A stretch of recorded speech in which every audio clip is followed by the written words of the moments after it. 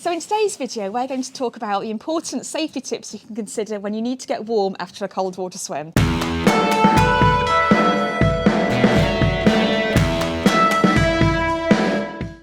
So I'm here at Vobster Quay, which is a beautiful managed open water swimming venue, and I'm with Richard Smith, who is Vobster's performance coach. Welcome, Richard. Thanks very much. Can you just give us a summary of the safety considerations you need to consider when you're swimming in cold water?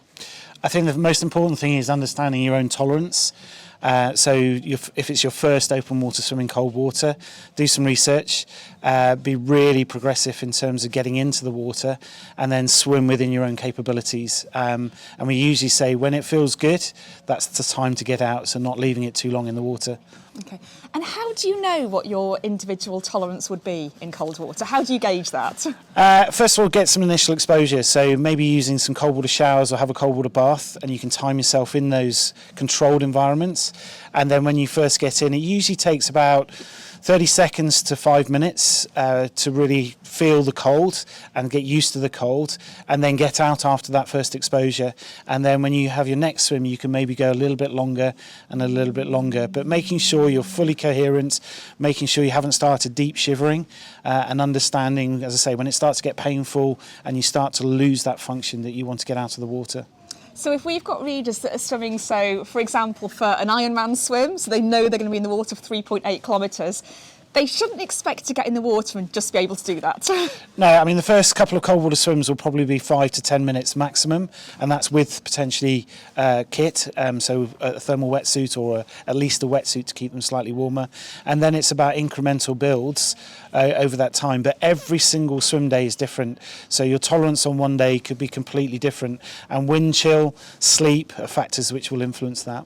Okay, and so you've done your swim, it's been short, and you get out of the water. How do you re-warm safely, and what are the things to look out for?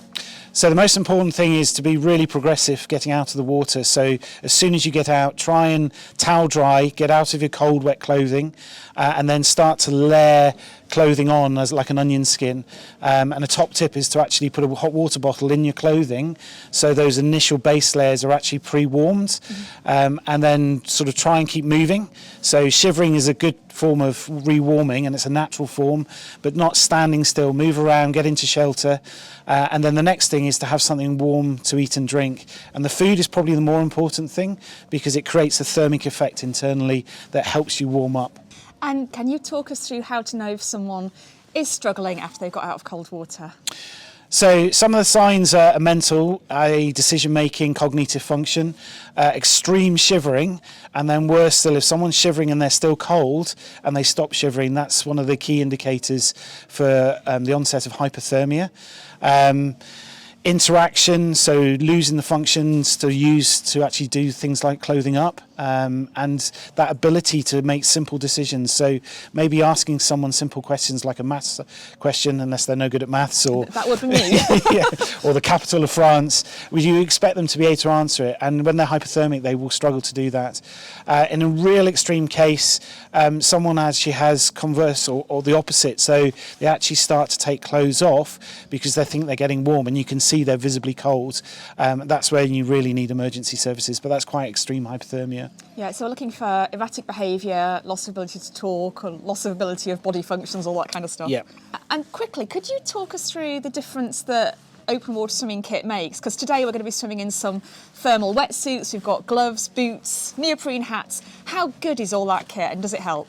I think the starting point is your acclimatisation. So your individual capabilities of tolerating certain temperatures of water, and I think there's a myth of 1 degree, 1 minute. Everybody is very different. Body fat has some influence on that.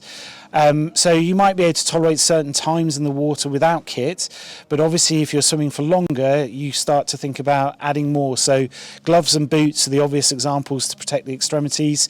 A normal swimming wetsuit will keep you warmer than not wearing a wetsuit, and then ultimately a thermal wetsuit and a thermal hood will allow you to swim for longer, because your body's generating heat while you're swimming, and it keeps that heat in. You don't lose the heat so much through conduction into the water. Perfect. And we should probably note that the water today at Vobster, we are filming this in February, and the water has just dropped to 6 degrees here today. So myself and Richard are very well acclimatised to cold water, and we're still going to be wearing all of the kit and being very mindful of how we're feeling in the water. Thank you ever so much for watching, and if you've enjoyed the content today, please like, share and also subscribe to make sure you don't miss out on any of our great videos. And if you want more triathlon training tips, gear reviews and the best advice, then please go to 220triathlon.com, and we'll see you again soon.